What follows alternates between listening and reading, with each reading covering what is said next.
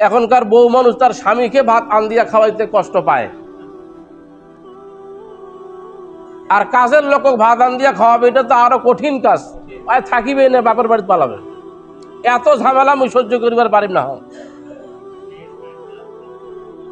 আমার মা, বড় মা আগে কাজের লোকদের খাওয়াইতো, কত যে আইটেম করতো, মুসিকেলার ডাইল, কল্লার ভাজি, তারপরে আপনার কুমুরা আর বিভিন্ন জাতের ভর্তা।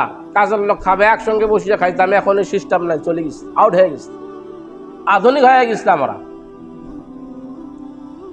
রাসূল বলেছেন, তুমি যেটা খাবে তোমার কাজের লোককে সেইটা খাওয়াবে। যেই কাজটা মিশর লিবিয়ার লোক এখনো এই কাজটা করে।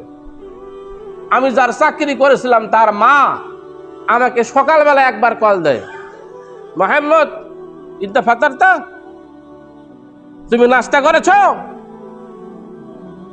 দুপুরবেলা বলে, দুপুরের খাওয়াকে ওরা গাদা বলে, গাদা গাদা না, বলে যে গাদা।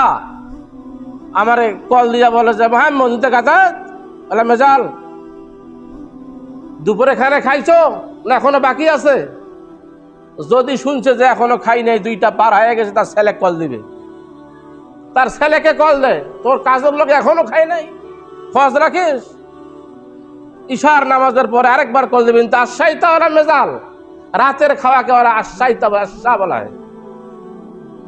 সকালের খাবারকে আফতার, ফাতার, ফতুর, যাই হোক, আর দুপুরের খাবারকে বলা হয় গাদা, রাতের খাবারকে বলা আশা।